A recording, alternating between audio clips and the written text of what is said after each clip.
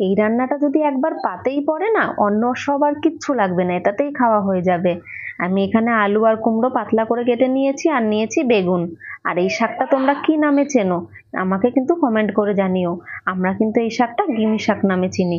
Gimme শাক নিয়ে নিয়েছি। আর এখানে আগেই কড়াই বসিয়ে দিয়েছি, দিয়ে দিলাম পরিমাণ মতো সর্ষের তেল। তেলটা ভালো করে গরম করে নেব।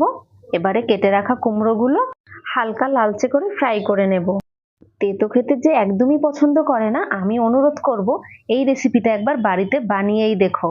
দেখবে বারবার খেতে চাইবে। একটু মিষ্টি মিষ্টি হয়, একটু তেতো তেতো হয়, তো দারুণ লাগে খেতে। আর আমার এখানে কুমড়োটা লাল লাল করে ফ্রাই করে নিয়েছি। এবার কুমড়োটা তুলে নিচ্ছি। আর ওই একই কড়াইয়ে এবার আলুটাকেও একটু হালকা লালচে করে ফ্রাই করে নেব। দিয়ে দিলাম সামান্য হলুদ গুঁড়ো, আর দিলাম স্বাদ মতো নুন। এবারে আলুটা হালকা লালচে করে ফ্রাই করে নেব। আলুটা সামান্য ফ্রাই করে নিয়েছি। এবারে কেটে রাখা বেগুনগুলো দিয়ে দিলাম। বেগুনগুলো দিয়ে আবারও 1 মিনিট মতো নাড়িয়ে নেব। তারপরে এখানে গিমি শাকটা দিয়ে দিচ্ছি। এই শাকটা না তেতো হয় খেতে, তাই একটু কমই দিতে হবে। বেশি শাক দিলে বেশি তিতো হয়ে যাবে, অল্প দিলেই হয়ে যায়। তারপরে আলুর সঙ্গে ভালো করে শাকটা মিশিয়ে নিয়ে আমি 2 মিনিট মতো ঢেকে রান্না করে নিলাম।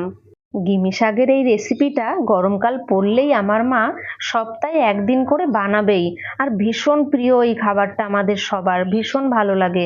মা বানায় তো আরো অপূর্ব লাগে খেতে। আর আমি আজকে বানালাম, আমার হাতে আমার নিজের অতটা ভালো লাগে না, কিন্তু মায়ের হাতে বিশ্বাস করো ভীষণ ভালো লাগে। তারপরে এখানে মিষ্টি কুমড়োটা দিয়ে দিলাম, দিয়ে আরো 1 থেকে 2 মিনিট আমি রান্না করে নিয়েছি। রেডি হয়ে গেছে, এবারে নামিয়ে নিয়েছি। আর কেমন হলো রেসিপিটা অবশ্যই কিন্তু তোমরা কমেন্ট করে জানিও। আর ভালো লাগলে তোমরা বাড়িতে ট্রাই করে দেখতেই পারো, ভীষণ ভালো হয় খেতে।